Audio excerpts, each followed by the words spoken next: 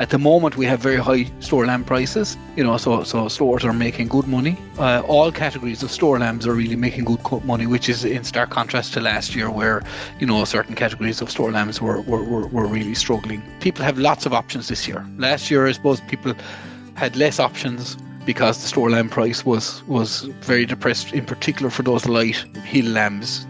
Hello, I'm Kieran Lynch and welcome to OviCast, the Teagasc Sheep podcast. Each episode will bring you latest insights, advice and technical updates for the sheep industry.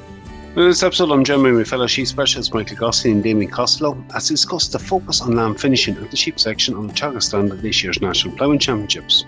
Michael talks about some of the decisions that need to be made in regard to lamb finishing and purchasing in stores this autumn. Damian talks about some of the technical areas we're going to focus on, and they discuss the demo that will be there on the day. We finish up with Michael encouraging visitors to drop in and visit the team and discuss options for finishing lambs and all other sheep-related queries. We'll hear first from Michael. Yeah, so look at I suppose this year we've picked a different theme. I suppose last year we were kind of talking about breeding and genetics and things like that. This year we're focusing on lamb finishing, and I think that's very timely and relevant to a lot of farmers because it's been a very difficult year. So, we had probably 2 bad years now. Last year wasn't great either. And lamb thrive has been a problem on virtually all sheep farms have struggled this year with lamb thrive. It's not as good as it has been in, some of the better years in the past. So what we're seeing on a lot of farms, unless they went in with an awful lot of concentrates early on, that, lambs are significantly behind where they would be in a normal year. And I suppose it's important that people at this stage start taking stock of kind of what's on the farm, what are the options for that stock, because I suppose in addition to it being a difficult year from a lamb thrive point of view, it's also been a very difficult grass growing year, and grass supplies have been poor on virtually all farms, back on all farms, and in a lot of farms, I suppose, that have sheep, there's other competing enterprises, so if you have people with lambs, they'll have ewes that need grass, they possibly have cows or cattle that need grass as well. And it's about juggling the whole thing now as we're in, September. We're coming towards the end of the growing season, or at least the rapid growing season, and I suppose people need to figure out what's left there on the farm and what are their options for the various different stock categories available to maximise what's there. And Mike, I suppose it's also a time of year we're seeing store lambs coming out to market and store lamb finishers looking at what options are as well. I'm sure that'll be covered. Yeah, so it's everything to do with lambs. So that's from we'll say the person who has a flock of ewes and has a proportion of their lambs drafted and a proportion of their lambs left. Do they finish all the lambs? Do they sell some of them a store? Maybe there's people out there that are very lowly stocked that have a lot of grass. Do they buy store lambs? Cattle farmers maybe, or tillage farmers that buy store lambs. What are the options? What are the weights? What are the prices out there? All those kind of conversations. So anyone doing anything with lambs, a hill sheep farmer who has lambs coming down off the hill, has a limited amount of green ground. Does that person keep those lambs for a period of time? Do they take them to the market now at the moment and avail of the high store prices? What do they do with the grass that's left if they get rid of the lambs early? All of those kind of conversations. There'll be people there to have those conversations with farmers at the ploughing. Damian, Michael's kind of highlighted some of the decisions you have to make around what you're doing with lambs at this time of the year or whether you're buying them in terms of some of the technical aspects of what we need to do with lambs at the moment, or store lambs coming onto the farm. What are the key areas you're going to focus on? Yeah, exactly. Thanks, Kieran. I suppose, we're looking at what are the options and looking at maybe, as Michael outlined, whether you're in the business of buying in store lambs or whether you're a lamb producer that has a lot of lambs left on the farm. I suppose maybe putting a plan in place in terms of, if we take kind of the heavy, I suppose what we'd be talking about, heavier type lambs, the 38 kilo lambs that are probably part of a finishing group, or should be part of a finishing group at this stage, where concentrates is forming a high proportion of the diet. For the medium weight lambs, I suppose, that are maybe between 32 kilos up to the 38 kilos, in an ideal world where there's grass availability and that on the farm, or even for the likes of forage crops, that it's not really economical to be feeding these high levels of concentrates over a long period. So hopefully you'll be able to get a bit of cheap gain on these lighter, medium type lambs to get them into the 38 to 40 kilo category where you can up the concentrates and get them finished.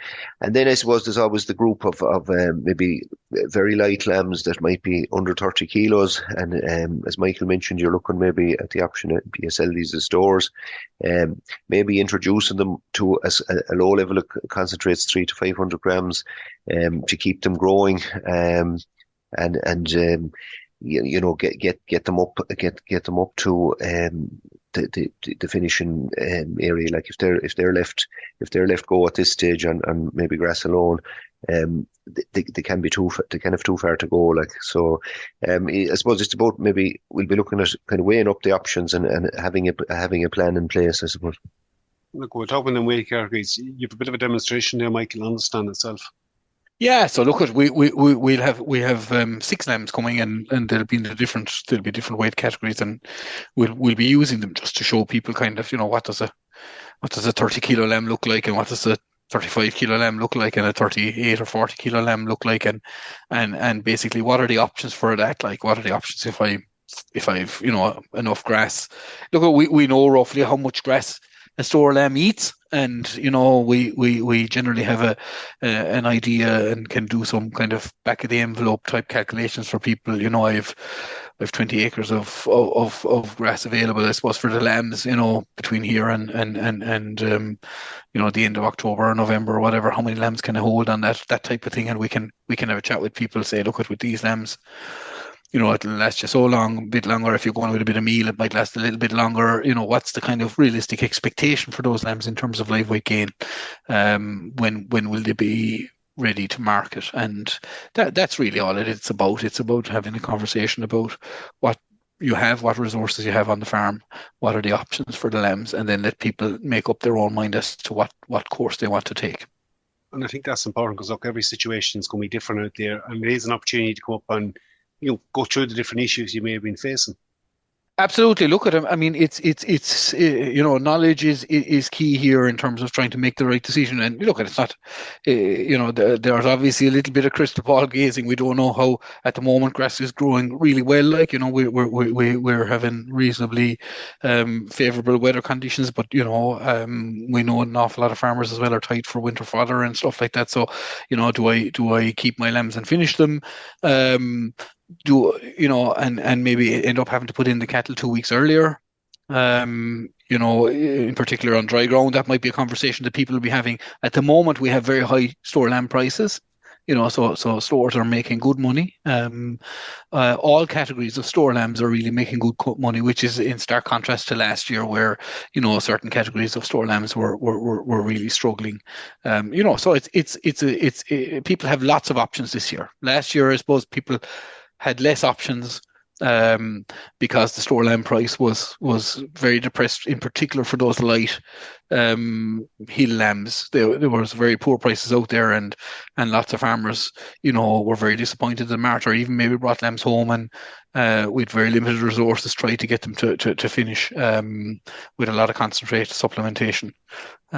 So look, it's all those options are there, and there'll be Teagasc, I suppose, specialist research and advisory staff there to talk to people about store lamb finishing, but about all other sheep queries as well. So look at any sheep queries you have, come to the Teagasc stand, and we'll have somebody there that will do their best to try and help you out and get you an answer, or get you on the road to finding an answer. I think that's important, Michael. Look, any queries at all, we're there to help we are on the day. Damien, just for those that aren't able to attend, like, one of the key things I've taken from yourself, Michael, there is importance of planning ahead, particularly at the moment, mid-September, we still have a bit of time to do something about any tools available there for those that maybe aren't able to attend, and looking at the options for lamb finishing.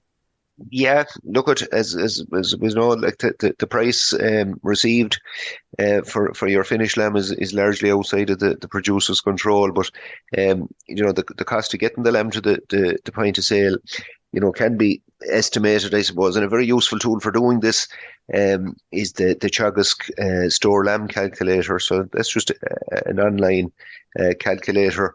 It gives a good estimate. You can put in some key pieces of information in terms of the weight of the lamb and the level of concentrates, or when concentrate feeding starts, and there's a number of different things. It'll give you a good estimate of when the lambs are likely to be fit for market.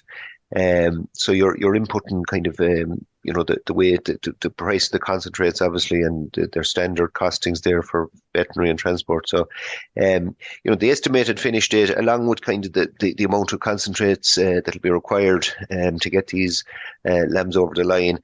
And you can base the predicted price at the predicted slaughter date. Then is based on historic prices paid in the previous years, and the program has recently been updated, and it's available to everybody. It's available on the Teagasc public website. Very good. So for anyone travelling the plough next week, certainly drop in and chat to one of the members of staff on it, and for our lads, I'll include that link in the description. Thanks, Kieran. Okay, we'll leave it there for this week's episode. So for anyone who is attending the Ploughing Championships this year, you'll find the Teagasc stand on Road 12, stand 201. The sheep team will be there all week, so feel free to drop in and visit them at some point.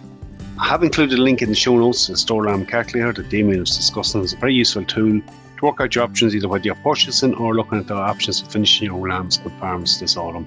That's it for me. For updates from our sheep programme, keep an eye on our Twitter page at Teagasc Sheep. I'm Kieran Lynch. Thanks for joining us. Don't forget to subscribe and follow us for more episodes.